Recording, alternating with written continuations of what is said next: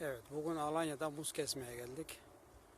Görünüşte muzumuz olmuş gibi ama bu işin uzmanı İbrahim abiye soracağız. Abi nasıl yapılıyor bu? Bu tekniği nedir? Bizim muzumuz özel bitkisel. Fazla Doğru. hayvan gübresinden başka kimya vermedik. Evet, Sadece tatlı suladık. Görmüş olduğumuz muzumuzun şu anda ta 15-20 müddeti var. Fazla kime yemediğinde çatlama yapmaz. Yeni muz. ilk senesi bu, daha yeni ekildi zaten. Bu seneki ilk ürünü aldık. Evet, birinci ürün. Evet, seneye bir yerden 2 tane olacak. Şimdi tek, yani tek ağaç. Tabii. Fidanlar çift koyacağız. Fidanın iyi olup olmadığına göre çiftleyeceğiz. Yeniye bunun 2 katı olacak. Evet. Şu anda bahçemizin durumu bunlardır. Evet, şöyle bahçemizi de gösterelim. Evet, zaten bahçemiz denize hakim bir yerde. Kuzeyi kapalı. Sulama bir iklimi var. Tam muza uygun ve tropikal meyvelere uygun bir yer.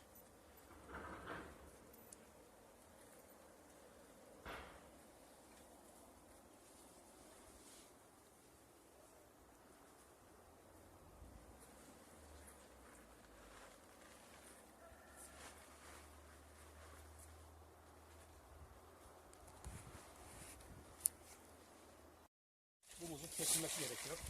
Evet. Öncelikle muzun sapını alıyoruz. Yani hasat yapıyoruz muzdan. Sonra çatalları çekiyoruz. Çatalları aldıktan sonra sol elimizle böyle tutup Önce bir bakıyoruz içinde dolmuş mu dolmamış mı değil mi? gövdesini hafif şekilde çizip aşağıya doğru indiriyoruz. Evet. Sonrasında yapraklarını döşek yapıp muzu kesiyoruz. Bakıyoruz şimdi. Sarılmaya başlamış.